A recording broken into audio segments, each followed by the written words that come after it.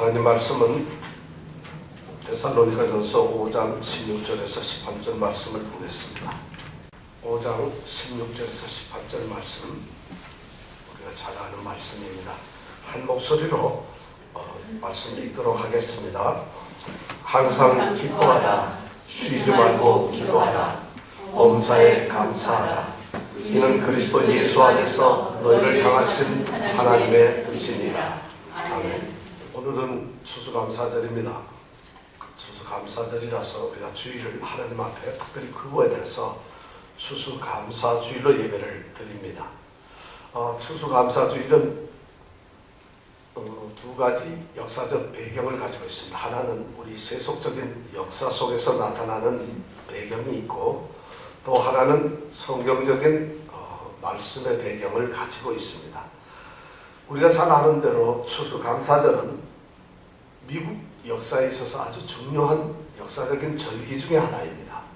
미국 건국 역사 초기에 미국 문화의 어떤 새로운 것을 세웠던, 전통을 세웠던 그러한 아주 중요한 절기가 바로 추수감사절입니다. 이 추수감사절은 미국에서 아마 가장 중요한 절기가 아닌가 싶습니다. 배경은 이렇습니다. 영국 국교도인 이 성공회가 하나님의 신앙을 제대로 지키려고 하는 청교도라고 하는 사람들을 박해를 합니다. 그리고 청교도들이 자기들의 신앙을 지키기 위해서 그들이 고통을 받습니다.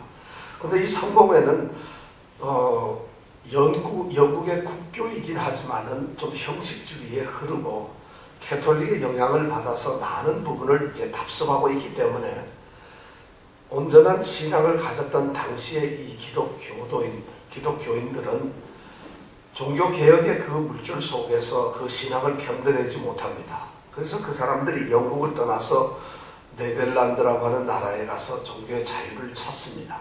왜냐하면 당시에 세계에서 가장 종교적 자유를 보장해준 나라가 바로 네덜란드였기 때문에 그렇습니다. 그래서 네덜란드에 가서 한 10몇 년 동안 있다가 영국의 정치적 상황이 변하고, 또 그들이 실제로는 새로운 신대륙인 미국 대륙을 찾아서 종교의 자유와 그리고 종교 이 보수를 위해서 그들이 새로운 여행을 해야 되겠다, 새로운 정착지를 찾아야 되겠다는 생각을 갖게 됩니다. 그래서 사람들이 7년 동안 열심히 돈을 모아서 이 180톤이나 되는 뭐 크진 않지만 작은 배를 하나 이제 구입을 하게 됩니다. 그리고 지금서부터 한 400여 년 전인 1620년 9월 6일 날 영국에 있는 데본 플라미스라고 하는 이런 항구에서 102명의 청교도들이 소위 메이플라워를 타고 드디어 목적지가 신대륙, 이 미국 대륙, 이게 뉴욕에 있는 이 허드슨강을 향해서 그들이 출발을 합니다. 102명의 사람들이 메이플라워라고 하는 이 180톤 아주 큰 배가 아닙니다. 그 배를 타고 그들이 출발해서 이제 66일이 지난 1620년 11월 11일 날 그들이 보스턴 남단에 있는 이 프로빈스, 이 타운에 있는 케이프 카드에 도착을 하게 됩니다. 그래서 육지에서 그들이 땅을 보게 되고, 그 땅을 바라보면서 드디어 꿈에 그리던 이제 신대륙에 우리가 왔구나 하는 감사를 드리게 됩니다. 그런데 그 땅을 들어가야 됨에도 불구하고 저반을 못한 이유가 폭풍과 또 원주민들의 어떤 방해가 있었습니다. 그래서 그들이 그 약속의 땅을, 이 신대륙을 보면서도 들어가지 못하고 다시 해안에서 이제 방황을 합니다. 그러면서 뉴욕 허드슨강까지 내려오릅니다. 그래서 뉴욕까지 내려와서 허드슨강을 보니까 그 당시에 이 모래톱하고 모래가 많이 있어요. 지금은 준설비에서 상당히 깊습니다만 모래톱이 있고, 또 해안에 아주 강한 이런 해류 때문에 저반을 못하고 다시 도로 보스턴 쪽으로 올라갑니다. 그래서 한 달 뒤인 1620년 12월 21일 날 그들이 생각하던 이 플리머스 항에 이제 도착을 하게 됩니다. 117일 만에 신대륙을 발견해서 이제 도착을 하게 되는 겁니다. 그런데 이제 계절적으로 그들이 9월에 출발했기 때문에 지금은 12월이 되다 보니까 춥기도 하고 겨울에 내려서 할 일이 특별한 게 없었어요. 그래서 그냥 배에서 봄이 되기를 기다리자 하고 배에서 기다립니다. 배에서 생활을 하면서 먹을 것이 떨어져 가고 없어지니까 이제 좀 정탐꾼을 내보내서 저만해가지고 거기에서 인디언들이 살고 있는 집에서 음식들도 좀 얻어오고, 또 그 당시에 와보니까 두 채의 어떤 집이 있는데 거기에 보니까 먹다 남은 옥수수며 콩들이 있었다는 것이에요. 그래서 그것을 가지고 이제 배에 와서 삽니다. 그래서 겨울이 지날 동안 한 3개월 정도를 배에서 사는데, 문제는 배에서 살면서 그들이 어려운 항해와 오랜 배 생활 속에서 괴혈병이라고 하는 전염병에 걸리게 됩니다. 그래서 102명이 배를 타고 오면서 2명이 죽고 1명이 태어나서 101명이 되었는데, 그들 중에서 상당수 반 이상이 병으로 죽습니다. 그리고 53명만 남습니다. 반이 겨우 남아서 이제 그들이 어떻게 살아가야 될지 모르는 그런 막막한 현실 속에서 드디어 3월달이 되고, 그 다음에 3월 1621년 3월 21일 날에 생존자 53명이 드디어 이 플리머스 항으로 들어옵니다. 들어와서 그들이 이제 드디어 정착을 시작하게 되는 것이죠. 그래서 정착할 방법이 없는데, 다행스럽게도 그 당시에 그 땅에 거주하고 있던 이 원주민들이 그들에게 옥수수, 콩, 그 다음에 먹는 음식들 이런 것도 갖다 주면서, 또 그리고 옥수수를 어떻게 재배해야 되는지, 콩을 어떻게 키워야 하는지 이런 것을 가르쳐주고, 또 다행스럽게 와보니까 이미 밭으로 개간이 되어 있는 곳이 있었다는 것이에요. 실제로 이거는 역사에 보면은 한 13년 전에 영국에서 이 범죄자들하고 추방자들, 그리고 전과자들 이런 사람들이 한 140여 명이 먼저 이 신데리브에 온 적이 있었어요. 그들은 종교적 자유 때문에 온 것이 아니라 이 땅에서 노다지를 캐기 위해서, 새로운 땅에서 그들이 성공을 하기 위해서 먼저 왔던 사람이 있는데, 그 사람들이 거의 제대로 정착을 못하고 거의 다 죽었습니다. 근데 그 사람들이 살고 있던 집들이며 이런 것이 좀 남아있었다는 것이에요. 그래서 거기에서 드디어 첫 발을 내딘 이 청교도들이 이제 인디언들의 도움을 받아서 옥수수 콩을 심고 농사를 지었는데, 그해 10월에 엄청난 이제 풍작을 거두었습니다. 그래서 그 사람들이 현지에 있는 이 원주민들을 초청을 합니다. 그래서 53명이 이제 90명 정도 되는 원주민들을 초청해서 이제 파티를 열고 축제를 여는데, 그것이 바로 이 추수감사절의 유래가 되었어요. 그래서 초대 대통령 워싱턴이 이제 추수감사절을 선포하고, 그리고 3대 제퍼슨 시절에는 또 없어졌다가 링컨 대통령 때 드디어 11월 넷째 목요일을 추수감사절로 지키자 해서 그새 감사절이 확정되고, 미국의 건국의 중요한 절기로서 오늘 우리에게 다가왔습니다. 그래서 우리가 지금 추수감사절을 지키게 되는 겁니다. 근데 이 추수감사절을 지키면서 그들이 너무 고통스러운 이제 초기에 이 청교도들이 고생을 했고 고통을 당했고 너무 정말 역경 속에서 살았습니다. 그래서 그들이 117일간의 이 항해를 끝내고 플리머스 항에 도착하면서 처음 드렸던 기도가 있는데, 그때 기도가 7개의 감사 기도를 드립니다. 그 7개의 감사 기도를 보면 참 이런 게 있습니다. 180톤밖에 안 되는 배로 무사히 항해한 것을 감사하고, 그 다음에 시속 2마일 정도도 안 되는 그런 저속으로 117일 동안이나 항해를 할 수 있도록 하신 하나님께 감사했고, 그 다음에 항해 중에 2명이 죽었는데 다행스럽게 또 새로운 여자아이 1명을 태어나게 하셔서 그 아이 이름을 오시언너스라고 이름을 지었는데, 그래서 또 감사를 드렸고, 그 다음에 항해 중에 2달 동안 엄청난 폭풍이 있었는데, 그래서 돛이 부러지고 전부 다 엉망이 되었는데도 불구하고 배가 파손되지 않은 것에 대해서 감사를 드렸어요. 그 다음에 그렇게 파손되면서 여자들이 배에서 밀려 내려가서 상당수의 여자들과 파도에 쓸렸는데 한 명도 죽지 않고 모두 구조해낸 것에 대해서 감사를 드렸고, 그 다음에 그들이 처음에는 이 신대륙을 도착했지만 발견했지만 원주민들의 방해 때문에 이제 들어가지 못했지만 다시 또 좋은 원주민들을 만나서 정착을 할 수 있도록 해주신 것을 또 감사드렸어요. 근데 더 놀라운 감사는 뭐냐면 117일간 동안의 항해 중에서 이 사람들은 전부 일가 친척이 아니고 모르는 사람들, 신앙을 가진 사람이었는데 이 사람들이 단 한 사람도 마음에 떨어지지 않고 신앙에서 벗어나지 않고 그리고 우리가 이왕이면 고향으로 돌아갔으면 좋겠다는 그러한 불평도 없었다는 것이에요. 그래서 이 7가지의 감사를 그들이 내리면서 했습니다. 그뿐만 아니라 그 사람들이 이제 메이플라워 선상에서 중요한 선언을 하게 됩니다. 이 땅에서 우리가 어떻게 살 것인가?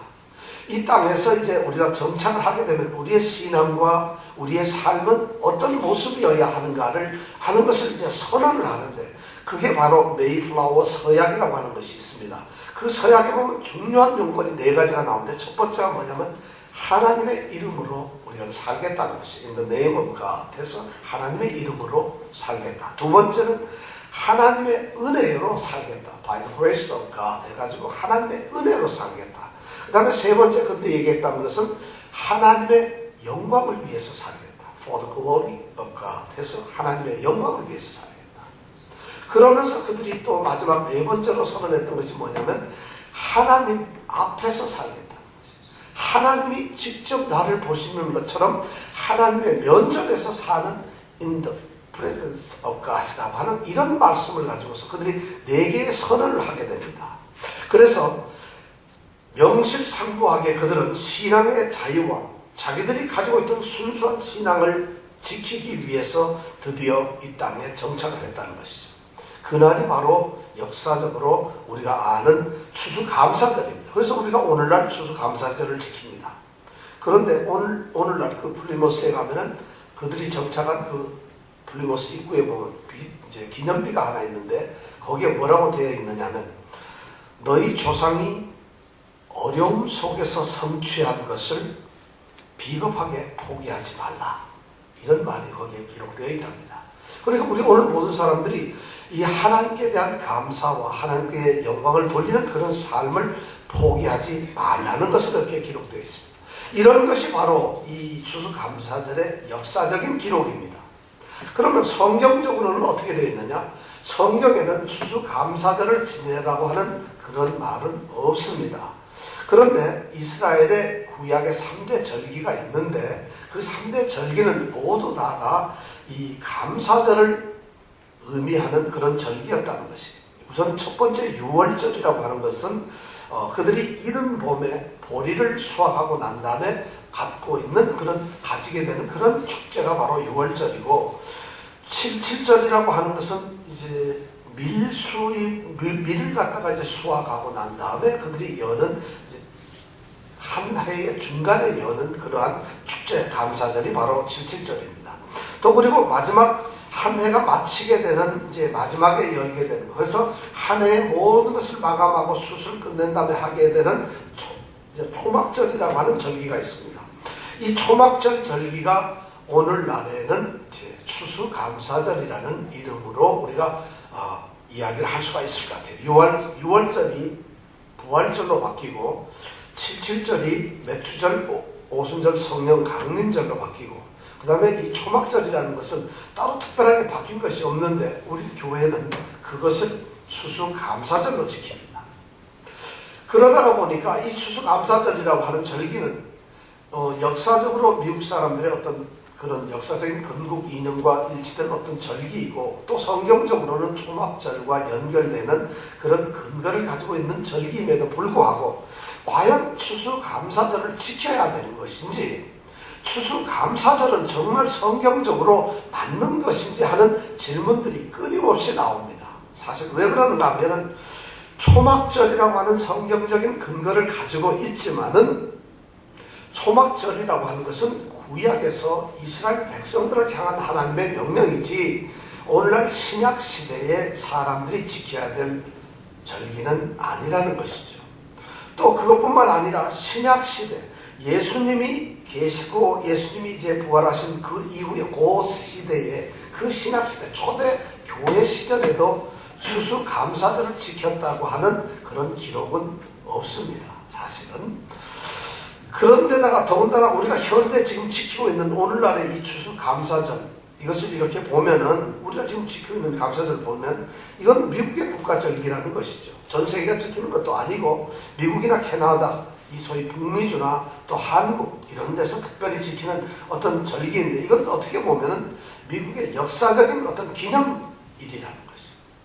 그런데 그런 절기를 왜 우리 기독교인들이 추수감사절기를 지켜야 하느냐, 그것이 과연 우리에게 필요한 것인가 하는 질문들이 많고 실제로 회의도 가져옵니다.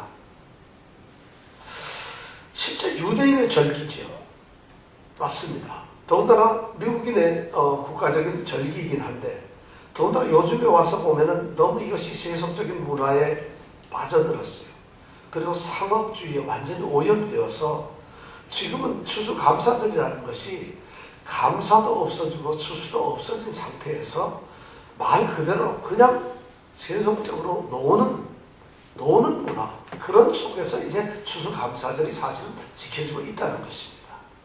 그렇다면 이런 추수감사절을 교회가 굳이 붙들고서 하나님의 귀한 절기로서 지켜야 될 의미가 과연 있을 것인가 하는 문제가 생깁니다.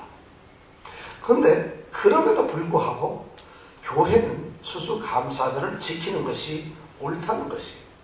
왜냐하면 추수감사절이 갖는 그 추수감사에 대한 정신과 추수감사절기라고 하는 하나님이 이스라엘 백성들을 향해서 명령하신 것이 뭐냐면 감사절기를 지키라는 것이었어요.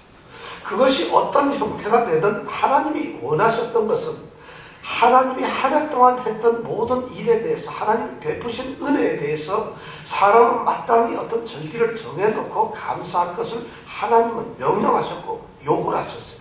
그러니까 오늘날 우리가 추수감사절기의 그 날을 의미하는 것이 아니라 추수감사절이라고 하는 그 절기가 갖는 의미와 정신과 그리고 그 절기를 통해서 우리가 감사를 다시 깨우치게 되고 감사를 다시 우리가 생각하게 되고 그리고 감사의 뜻을 다시 찾아보면서 감사의 조건을 가지고 하나님께 감사를 드리는 것은 결코 나쁜 것이 아니라는 것이죠.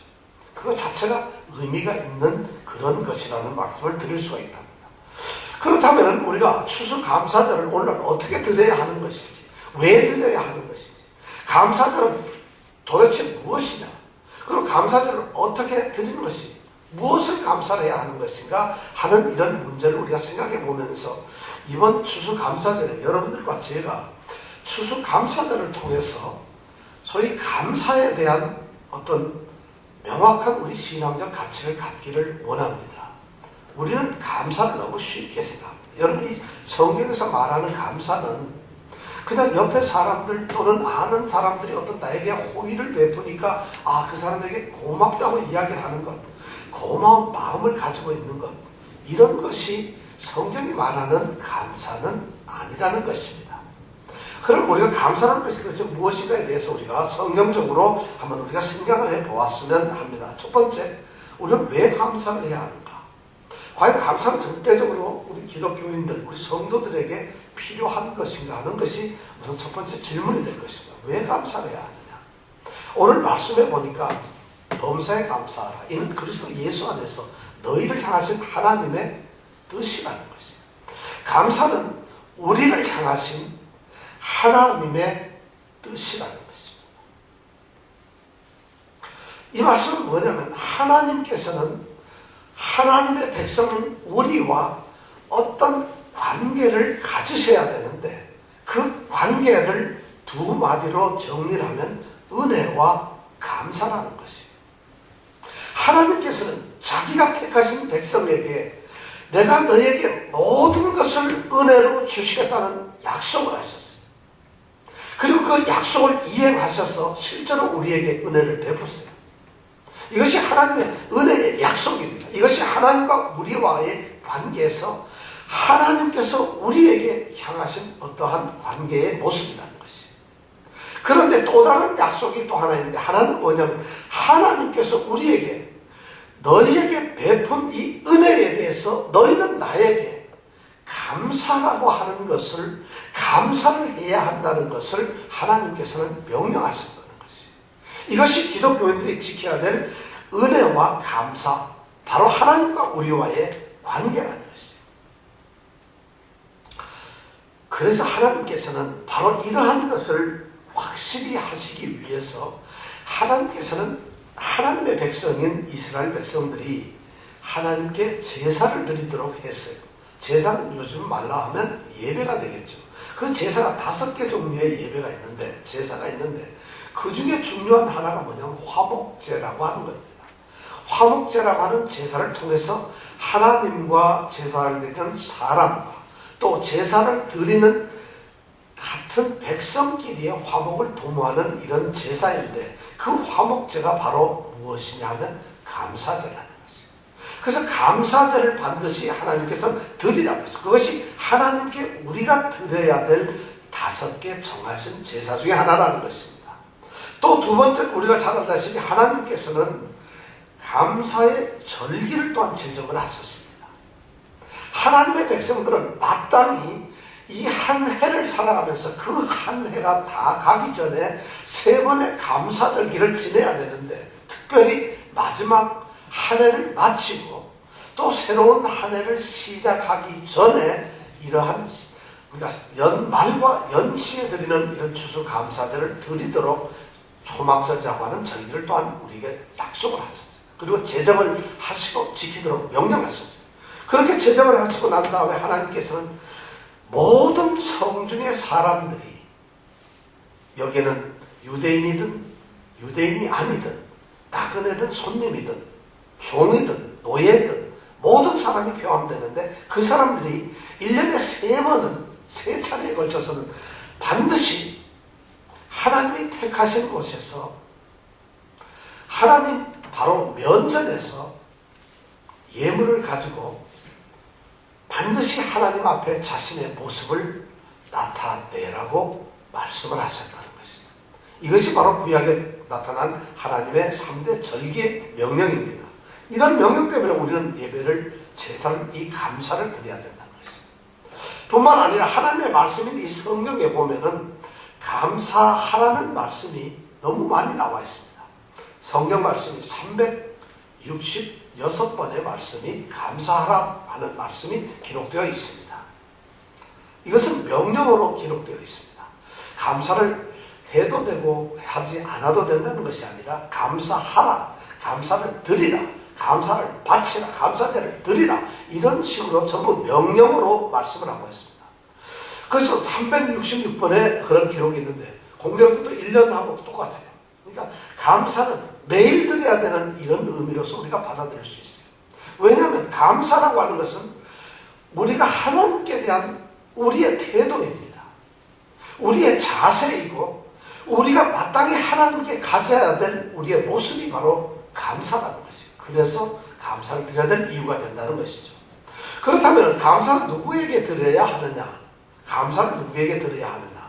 우리는 세상에서 모든 사람들이 감사하고 친절을 베푸는, 호의를 베푸는 사람들에게 감사를 합니다만은, 성경이 말하는 이 감사라고 하는 의미는 그런 뜻이 아닙니다. 감사의 대상은 오로지 하나님밖에 없다는 것이에요. 감사라는 건 왜냐하면 하나님께 대해서 하나님의 백성들이 가지는 태도이기 때문입니다.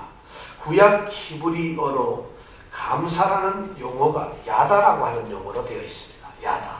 이 야다라는 말은 무슨 말인가 하면 고백하다, 말하다 하는 이런 의미로 이제 쓰여진 말인데, 이 말이 성경에서 사용되면서 다른 의미로 달라집니다. 그게 뭐냐면 찬양하다, 또는 감사하다, 예배한다, 제사를 드린다, 이런 용어로 이제 바뀌게 되는데, 그런 의미로 사용이 되는데, 이 야다라고 하는 단어가 사용될 때에는 이것이 동사인데 반드시 목적어를 갖는데, 그 목적어는 하나님밖에 없다는 것이죠. 성경에 나와 있는 300번 이상의 이 감사라는 단어가 쓰였고 하는데, 찬양, 감사, 예배 이런 말이 쓰였는데, 그 동사의 목적어는 친구나 이웃이나 왕이나 어떤 사람이 아니라 꼭 하나님께만 사용이 되었다는 것이죠. 그리고 신약에서도 말하는 감사는 유카리스티아라고 하는 이 말 자체도 신약에서도 보면 역시 이것도 감사는 목적어가 하나님으로만 한정되어 있다는 것이죠. 그러니까 감사는 우리의 종교적 행위이며 신앙의 행위입니다.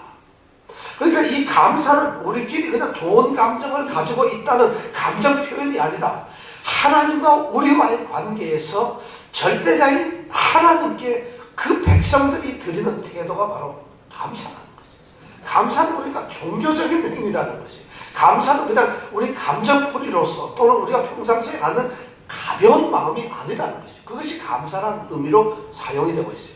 그런데 그러한 감사를 갖는 자들이 그러한 마음으로 하나님께 감사를 드리면서 감사에 충만된 사람들이 이웃과 함께, 형제와 함께 나누는 것이 감사의 마음을 나누는 것이라는 것이에요.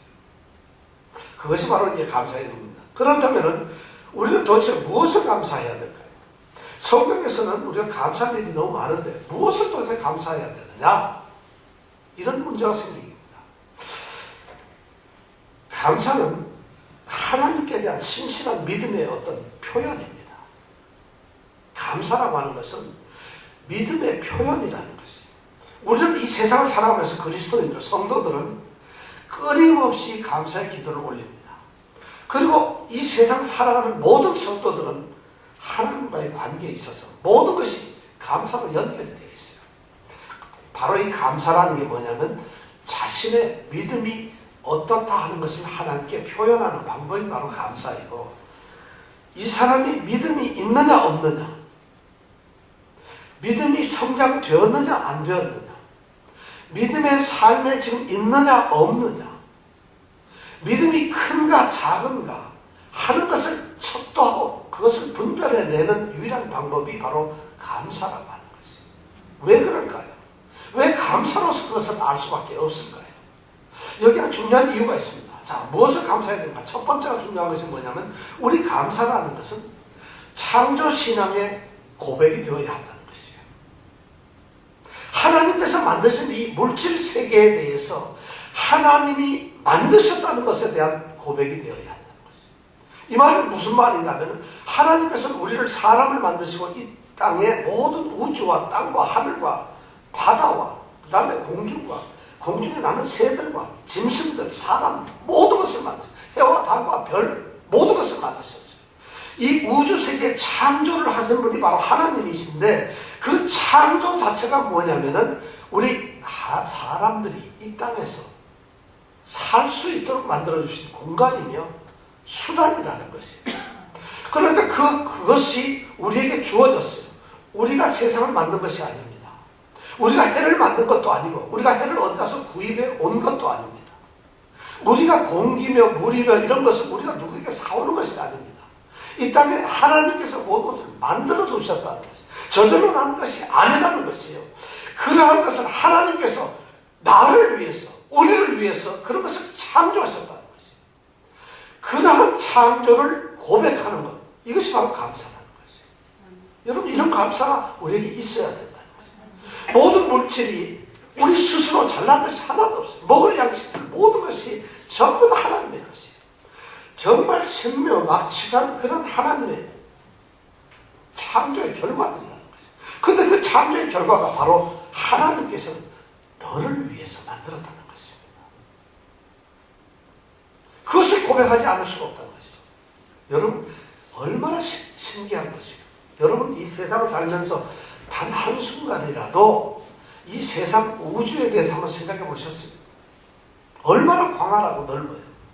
모르는 것이, 우리가 아는 것은 1%도 안 됩니다. 태양과 중심으로 해서 이런 은하계라고 하는 것이 이 세상에 1000억 개가 넘게 있어요. 우주에는. 과학자들이 그렇게 얘기하는 것이에요. 여러분, 우리가 태양을 보죠. 해를 보잖아요. 그럼 해를 이렇게 보고 있으면은 그 해가 지금 우리가 딱 보니까 아, 해가 저기 있구나 하는 것이지, 실제로 우리가 지금 딱 보는 그 해는 8분 전에 해라는 것이에요. 왜 그런지 아세요? 태양과 우리와의 거리가 있어요. 근데 태양이라고 하는 그 물체가 빛으로 우리에게 다가와서 그 모습을 드러내려면은 그 거리가 8분이 걸려야지 우리한테 도착을 해요. 그러니까 우리가 태양을 보는 순간 8분 전 것을 계속 보고 있는 것이에요. 왜냐하면 태양과 우리와의 거리가 바로 그렇게 떨어져 있다는 것이에요. 이런 것이 여러분 생각해 보셨어요?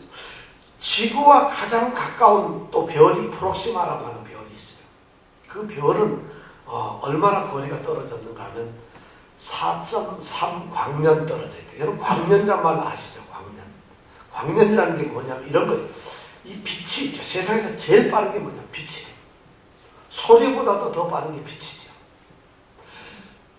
우리가 천둥 번개를 보는데 천둥 소리가 먼저 들려요? 번개불이 먼저 보이나요? 여러분 어느 게 먼저 보여요? 천둥 소리를 듣고 아우 번개불이 났구나 이렇게 하는 겁니까? 아니면 번개불을 먼저 보고 그 다음에 천둥 소리를 듣게 되나요? 어떤 걸까요? 번개를 먼저. 왜냐하면 빛의 속도가 소리의 속도보다 빠르기 때문에. 그러니까 구름과 구름이 딱 부딪히는 순간 먼저 빛이 번쩍 나는데 그것을 우리가 먼저 봐요. 그러고 나서 부딪히니까 뭐가 나죠? 소리가 나죠.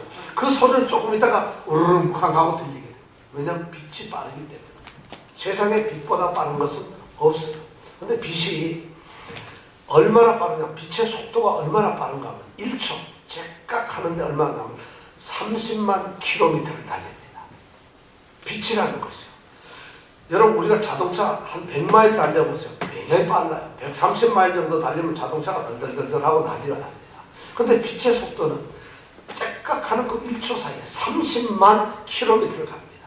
그러니까 지구와 가까운 별의 거리들 또는 어떤 그런 거리를 재려면은 도대체 뭐 킬로미터 이런 걸로 잴 수가 없어요. 그러다가 보니까 광년이라고 하는 제도를 우리가 가져왔어요. 이 광년이라는 건 뭐냐면 빛이 1년 동안 열심히 달려서 갈 수 있는 그 거리를 광년이라고 합니다. 그럼 제일 가까운 별이 4.3 광년이라면 자그마치 4광년 빛이 거예요. 그러면 1광년이라는 것이 속도로 따지면 얼마가 되겠어요, 여러분? 9조 5천억 킬로미터. 1초에 그렇다는 거예요. 9조 5천억 킬로미터. 째깍 하는 순간에 그렇게 간다는 것이 1년 동안에. 이 빛이. 그런 걸 만들었는데 요즘 과학자들이 그런 것을 찾아내고 있잖아요. 우리가 살고 있는 이 세상이 그렇다는 것이에요. 우리가 지금 머무르고 있고 맨날 먹고 우리는 그냥 이 땅에서 아무런 생각 없이 살고 있는데 하나님을 제대로 알고 하나님이 이 세상을 창조하셨다는 창조신앙을 가진 사람은 감사하지 않을 수가 없다는 것이에요. 그것을 나를 위해서 주셨다는 것이거든요. 그러니까 감사는 바로 믿음의 척도가 될 수 있어요. 창조신앙이 없는 사람은 이런 감사를 할 수가 없다는 것이죠. 이것이 첫 번째 창조신앙의 표현이다. 두 번째 뭐냐면 구속신앙이라는 게 있어요. 우리는 모두 그리스도인들이에요. 그리스도인들은 우리가 늘 얘기하지만 예배당에 왔다 갔다 하는 사람들이 아닙니다. 기독교라고 하는 종교로 선택한 사람들이 아닙니다. 우리 기독교인들은 그냥 교회에서 일하는 교회라고 하는 모임 속에 소속되어 있는 이런 종교 그런 인들이 아니라는 것이죠. 우리가 기독교인들이 신앙의 척도에서 가장 중요한 것이 바로 뭐냐면 구속신앙이라고 하는 것인데 내가 죄인임에도 불구하고 하나님의 은혜로 예수 그리스도로 말미암아 구원을 받았다는 이런 신앙을 가져야 된다는 것이죠. 기독교인들이 이게 없으면 아무것도 아니에요. 다 헛것이 거짓이에요. 사실 그것을 못 느끼면서 기독교인인 채 하는 사람들이 제가 보기에는 저는 그렇게 생각합니다. 90%가 넘지 않겠나 싶어요. 구원을 받았다는 것을 분명히 느끼는 성도들은 아니 제가 말하는 것은 이론적으로 성경에서 그렇게 말하니까 예수님이 우리를 위해서 죽었대야 3일 만에 살아났대야 그 성경에 기록되어 있대야 우리는 그것을 믿어. 그건 믿는 것이 아니에요. 그것은 성경에 있는 그러한 기록 사실을 우리가 이해하고 아는 것이에요. 그것이 아니라는 것이에요. 이 구속신앙이라고 하는 것은 바로 그러한 하나님께서 나는 도저히 구원을 받을 수 없고 이 세상에 살 수 없는 그런 죄인인데 죽을 수밖에 없는 그런 운명을 하나님께서 만들어 놓으셨는데 그런데 하나님께서 우리를 사랑해서 자기 아들을 보내셨다는 거죠. 그리고 우리 죄를 위해서 죽게 만들고 너의 죄를 없게 만들고 너는 이제서부터 나의 자녀가 되었고 구원을 받은 나의 백성이라고 하는 선을 하셨다는 거죠. 이것이 느껴지는 것이 바로 우리가 말하는 구속신앙이에요. 구원받지 못한 사람들 많죠. 그리스도인들이 이 땅에 18억 정도 있다 그러죠. 지금 소위 기독교인이 그렇다는 것이죠. 여러분 18억이 전부 하나님께서 이렇게 예수 그리스도를 통해서 구원을 시킨 그런 구원의 확신을 가진 사람들이라고 생각할 수 있겠습니까? 심각한 문제는 내가 구원받은 존재라는 것을 깨닫지 못하는 거예요. 그런데 그것을 깨닫는 사람이 감사를 하지 않을 수가 없다는 거죠. 나는 구원을 받은 사람이라는 거죠. 구원을 받은 사람이 어떻게 살아야 된다? 구원받은 사람처럼 성경이 말하는 대로 살아야 된다는 거죠. 그렇게 살아가야 된다. 하나님이 최우선적이 되어야 되고 하나님께 예배를 드리는 것이 가장 소중한 것이 되어야 되고 아까 우리가 청교도들이 그 말한 것으로 하나님의 이름 안에서 하나님의 은혜를 통해서 하나님의 영광을 위해서 그리고 하나님 바로 앞에서 내가 살아가고 있다는 이런 의식을 가지고 있는 그것이 바로 구원을 받은 사람들이에요. 그 사람이 장사를 하든지 내일가게에서 일을 하든지 학교에서 공부를 하든지 집에서 귀여운 강아지하고 놀고 있든지 어떤 상황이 중요한 것이 아니라 자신 스스로가 하나님의 구원을 받은 백성이라고 하는 의식을 합니다. 그 감격을 가지고 사는 사람들이에요. 그러면 그 사람이 자기가 죽어야 될 사람임에도 불구하고 살아나고 구원을 얻었고 그리고 영원한 천국이 약속되어 있다는 이런 구속신앙, 구원신앙을 가지고 있다면 감사하지 않을 수 있겠어요. 바로 두 번째 신앙은 바로 구속신앙을 갖는 그런 감사를 가져야 된다는 거죠. 세 번째 감사는 또 뭐냐면 바로 이 주권신앙이라고 하는 것이에요. 우리 그리스도인들은 우리가 멋대로 살아가는 것이 아니라 하나님이 함께 살아가는 사람들입니다. 하나님께서는 우리와 같이 함께 계세요. 그래서 우리를 지켜주시고 인도하시고 우리를 보호하세요. 이것이 우리 기독교인들이 말하는 하나님과 동행을 하는 삶이에요. 왜냐하면 하나님께서는 자기의 백성, 자기 자녀, 당신이 선택한 사람, 당신을 섬기는 사람, 그 사람을 그냥 둘 수가 없어요. 그러니까 지키시는 거예요. 시편 1편, 23편, 6편에 보면 그런 얘기죠. 나의 평생의 선하심과 인자하심이 정녕 나와 함께하리. 내가 여호와의 집에 영원히 거하리. 하나님의 선하심과 인자하심이 우리와 함께 있는 것이죠. 기독교인들은 하나님과 동행하는 이 주권신앙을 가질 수밖에 없다는 것이죠. 이것이 아니면 안 되는 것이에요. 그래서 로마서 8장 28절에 우리가 알거니와 하나님을 사랑하는 자 곧 하나님의 뜻대로 부르심을 입은 자들에게는 모든 것이 합력하여 선을 이루느니라. 하나님이 우리와 함께 하시는 거예요. 예수를 믿고 그리스도인으로서 성도로서 살아가는 사람은 이런 하나님의 임재신앙이 있다는 거죠. 하나님이 모든 것을 섭리하시고 하나님이 자신의 주권에 의해서 나를 끌고 가신다는 이런 고백이 있다는 거죠. 그러면 감사하지 않을 수 없죠. 무엇이든지 감사가 되지 않겠어요. 바로 기독교인들은 이런 것을 감사할 수밖에 없어요. 창조를 통해서 하나님께서 나를 이 땅에서 물리적으로 육체적으로 살아갈 수 있도록 인도하시는 하나님, 그 창조 하나님을 창조신앙으로 감사합니다. 그런데 그렇게 살다가 버러지처럼 그냥 죽을 운명으로 죽어야 되는 것인데 나의 영혼을 불쌍히 여기시고 하나님께서 자기 아들을 통해서 나를 구원하시고 하나님과 함께 살 수 있는 그 약속을 해주셨다는 거죠. 그런 친분이 내가 되었다는 것이죠. 그것이 바로 구속신앙의 감사예요. 그뿐만 아니라 그렇게 살아가는 우리에게 오늘도 나와 함께 하시면서 나를 보호하시고 인도하시는 선하심과 인자하심이 있으신 임재 하나님, 그 하나님을 우리가 감사합니다. 이런 주권 하나님이 있다는 거죠. 이런 것을 가지게 되면 우리가 이것을 감사하지 않을 수가 있겠습니까? 그러니까 우리 성도들은 하나님과 감사의 관계를 갖지 않을 수가 없어요. 갖지 않는다면 다른 말로 하면 그분은 성도가 아니라는 것이에요. 창조적 신앙도 없고 구속이 되었다는 그런 신앙 감사도 없고 하나님이 나를 돌보신다는 그런 것도 없는 사람이라면 어떻게 그 사람이 하나님의 백성이라고 말을 할 수 있겠어요? 어떻게 그것을 느끼면서 살지 못하는 사람을 성도라고 할 수 있겠어요? 그리스도인이라고 말할 수 있겠어요? 교회는 백날 천날 평생을 다녀도 됩니다. 하나님 없이 교회 다니는 건 아무 문제 없어요. 여기 와서 예배드리는 시간에 앉아있고 좋은 말씀만 묻고 슬퍼하며 괴로워하다가 밥 먹고 집에 갈 수 있어요. 그리고 평생 그렇게 교회 생활을 할 수 있어요.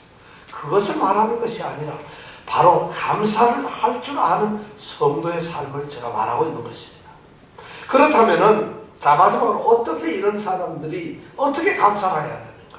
감사를 그럼 하고 싶어요. 하나님 어떻게 하면 좋겠어요? 어떤 경우에 우리가 감사를 해야 될까? 오늘 말씀해 보니까 범사에 감사하라. 범사라고 하는 말은 어떤 상황 속에서도 감사하라는 것이에요. 어떤 환경 속에서도 감사를 하라고 하는 말씀. 이것이 바로 하나님의 뜻이라는 거예요. 우리를 향해서 하나님께서 말씀하는데 뭐라고 말씀을 하셨냐면 너희들 아무 때나 감사해. 너희들 무조건 감사해. 우리는 세상 살면서 조건적으로 감사합니다. 무엇이 이루어지고 무엇이 되고 나면 우리는 감사하는 조건적 감사인데 오늘 말씀에는 모든 상황에서 감사하라는 것이죠. 우리는 또 어떤 결과론적으로 감사합니다. 이것이 이루어졌으니까 내가 감사하는 것인데 그것이 아니라는 거죠. 이루어졌든 안 이루어졌든 또 어쩌면 장차 이루어질 것을 예상을 하면서 감사를 하는 거죠. 감사는 모든 상황 속에서 감사하는 것이죠.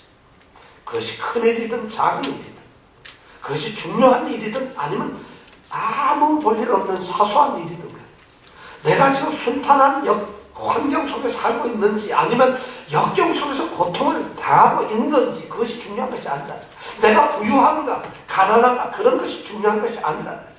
내가 지금 육체적으로 건강한 사람인가 아니면 병 중에서 지금 죽게 되어 있는 병에 걸려 있는 건가 그런 것이 중요하다는 거예요. 내가 지금 너무 기쁘고 즐거운 상태인가 아니면 내가 슬프고 고통당하며 너무 억울한 상황에 있는가 이런 것이 중요한 것이 아니라 모든 상황 속에서 감사하는 것이에요. 이것이 하나님이 우리에게 명하시는 명령이에요. 왜 그러냐면 감사하는 사람들은 바로 받은 은혜를 깨닫고 생각하기 때문에 그렇습니다. 아까 말한 창조신앙, 구속신앙, 주권신앙을 가진 사람들 그것은 감사를 하지 않을 수가 없다. 생각하는 사람은 모든 상황 속에서 그런 생각을 하게 되면 감사의 조건이 발견되는 것이고 감사할 일이 생길 수밖에 없다. 그러니까 감사를 하지 않을 수가 없어진다는 얘기예요. 영어에서 thank you라는 이 thanks라고 하는 말은 think라고 하는 말하고 어원이 같습니다. 그러니까 생각한다는 말하고 감사한다는 말이 어원이 같다는 얘기예요. 그러니까 감사는 생각할 때 감사가 나온다는 것이에요. 아무 의식이 없는 사람은 감사할 수가 없어요. 깨닫고 생각하는 사람만 감사를 할 수 있어요. 바로 성도는 자기가 받은 은혜에 대해서 생각을 해요. 예배 시간 줘라도 감사할 수 있어요. 왜냐하면 예배 시간 줘는 것이 나 저 사람 신앙 없다 이것이 아니에요. 예배 시간 딴 짓을 했다 그 사람이 신앙이 없는 것이 아니라는 것이죠. 왜냐하면 몸이 피곤하니까 좋을 수도 있죠. 딴 생각을 할 수도 있어요.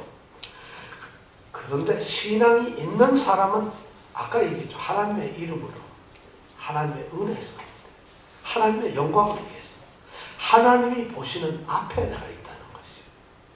이것이 신앙의 어떤 중요한 네 가지 기준이라고 한다면 여러분 예배 시간에 하나님이 볼 때 조는 것이 가능하죠. 그렇죠. 하나님이 보는 앞에서 딴 생각을 하는 거 가능하죠. 하나님이 속을 설마 보시겠어요? 근데 하나님은 속밖에 못 봐요. 겉을 못 보시는 분이에요. 제가 보기에는.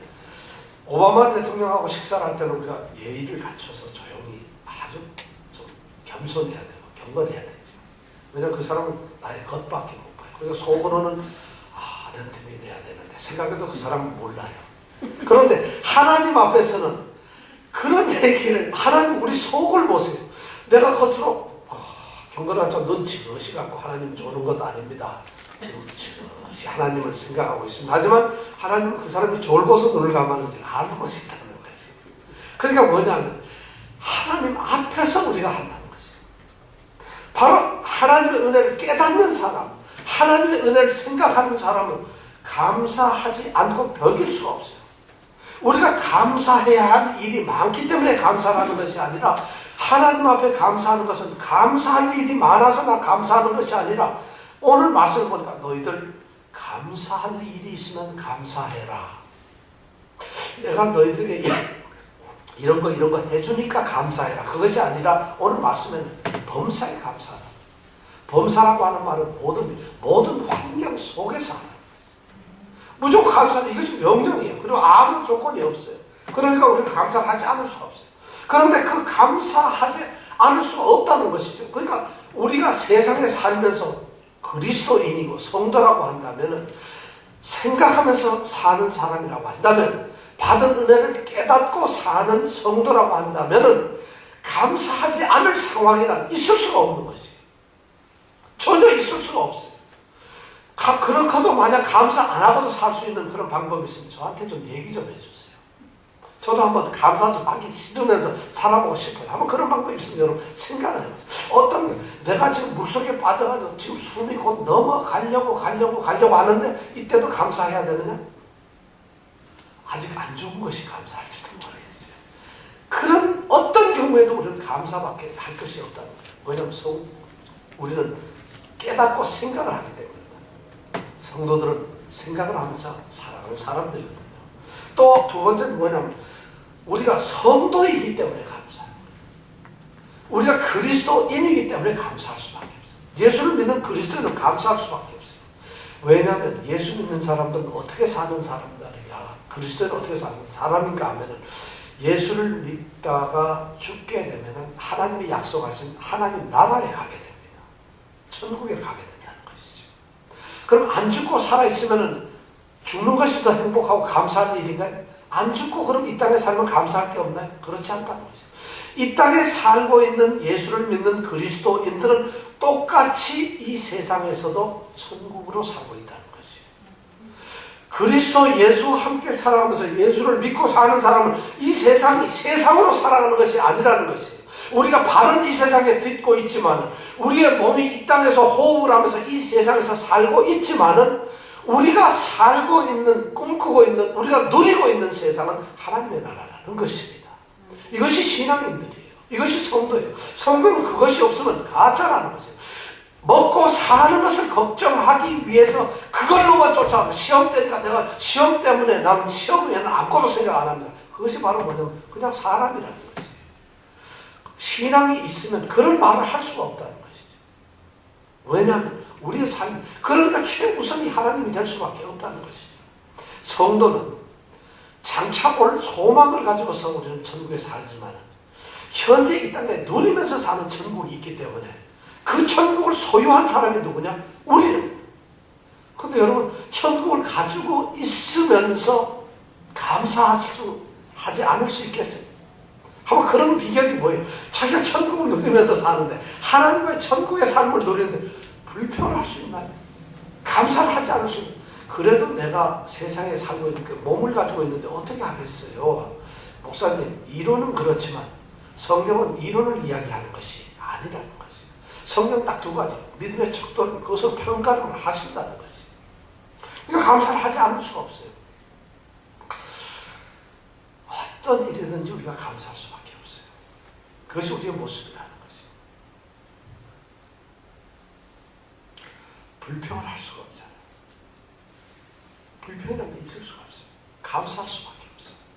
우리가 성도라는 것을 안다면, 내가 그리스도인이라는 사실을 생각하고 내가 그리스도인으로서만 살아간다면 여러분 무엇이든지 감사할 수 있어요.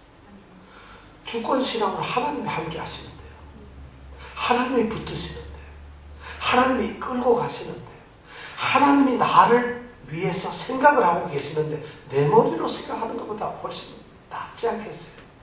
하나님께서 나를 대신해서 모든 것을 앞질러 인도하시는데 내가 생각하는 것보다 하나님이 더 낫지 않겠어요? 그런 것이 바로 성도의 삶이라는 거죠. 결론을 맺습니다. 펜실베니아 대학에서 마크 길소어라고 하는 교수가 있는데, 이 교수가 연구를 하나 했습니다.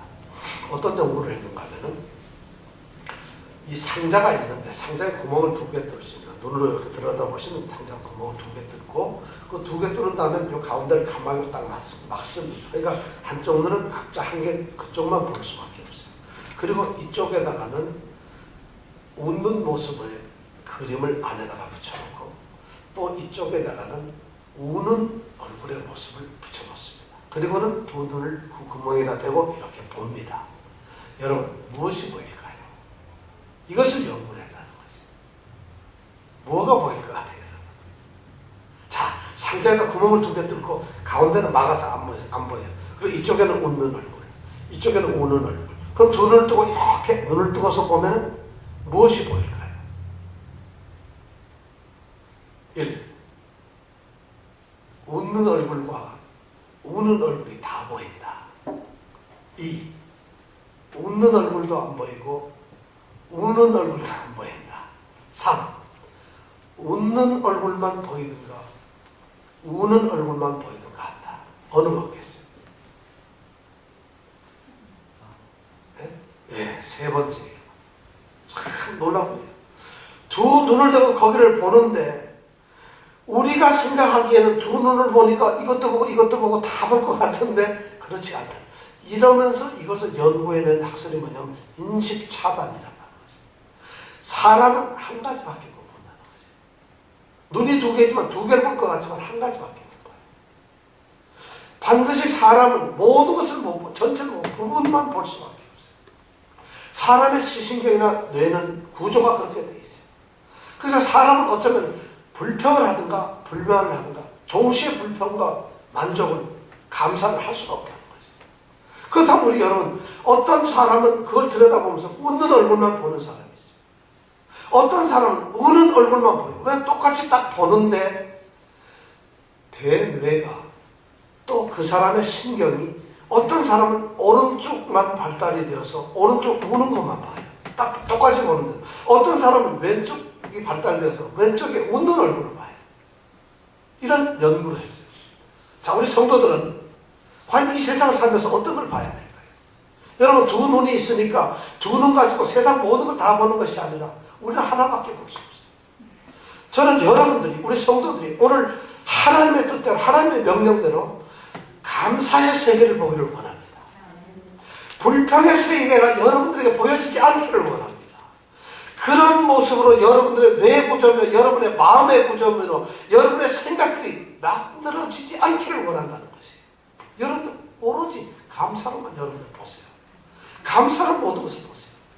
감사로 성공한 사람들이 너무 많아요. 감사로 이 세상에 정말 행복하게 사는 사람들이 너무 많아요. 감사했기 때문에 이 세상에서 정말 하나님의 이름으로 위대하게 된 사람이 너무 많아요. 여러분 감사의 눈으로 감사의 마음으로 보세요. 하나님의 명령이기도 하지만 이 감사는 우리가 마땅히 가져야 될 또한 우리의 태도이기 때문에 그렇습니다. 빌 게이츠가 자기 재산을 다 내가지고 300조 원을 들여 300억 달러죠. 300억 벌인가 300조인가 300억 달러를 전부 다 몰아서 재단을 만들었어요. 그래서 사회에 기부를 해버렸어요. 대단한 것이죠. 근데 그 사람보다 더 훌륭한 사람이 워렌 버핏이라고 하죠. 워렌 버핏은 주식의 대가 아니겠어요. 이 사람이 350억 달러 자기 재산을 빌 게이츠가 세운 그 재단에다 전부 기증을 해버렸어요. 여러분 우리 같으면 내 재산이니까 내가 따로 뭘 만들어야죠. 내가 써야죠. 사람이 생각이 다른 사람은 빌 게이츠가 만든 그 재단에 그 사람이 만든 투자한 돈보다 더 큰 돈을 그 재단에 희사해버리고 납니다. 이것이 진정한 감사를 누릴 줄 아는 사람, 생각이 다른 사람들. 우리 사랑하는 성도들 정말 감사의 성도들이 되길 원합니다. 정말 감사. 이제 나는 감사 하나로 내가 인생을 그냥 승부를 내겠습니다. 하나님 무조건 감사할 때니 하나님께서 마음대로 하십시오. 이 신앙이 우리에게 있기를 축원합니다.